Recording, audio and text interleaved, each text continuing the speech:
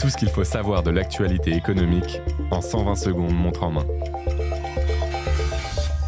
Retraités, attention au nouveau plafond d'exonération de la CSG. Chaque année, les seuils d'exonération et de taxation évoluent, ce qui peut impacter le montant de votre pension. Selon vos revenus de 2024 et le nombre de parts fiscales de votre foyer, vous pouvez être totalement exonéré ou soumis à un taux réduit 3,8%, médian 6,6% ou plein 8,3%. Par exemple, un couple de retraités sans enfants sera exonéré si ses revenus ne dépassent pas 20 016 € par an. Au-delà, le taux de CSG appliqué dépendra du montant de ses revenus.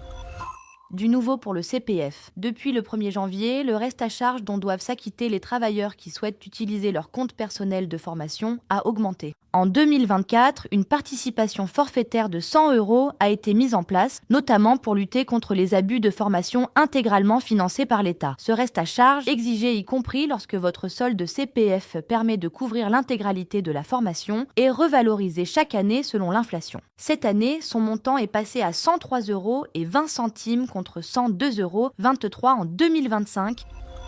Qui va payer la rénovation des infrastructures de transport en France ? Le gouvernement réfléchit à un nouveau modèle de financement. Rien que pour moderniser le réseau ferroviaire, les crédits devront passer de 3 à 4,5 milliards d'euros d'ici 2028. Plusieurs pistes sont envisagées. L'argent des péages d'autoroute sera directement consacré au transport et la rentabilité des concessionnaires sera encadrée. Les usagers pourraient aussi être mis à contribution avec des tarifs des transports en commun indexés sur l'inflation. Le financement privé pourrait aussi compléter les fonds publics. Ces mesures seront présentées en Conseil des ministres le 4 février prochain.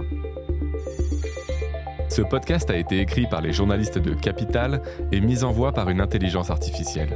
Abonnez-vous sur votre plateforme habituelle pour écouter chaque épisode dès sa sortie.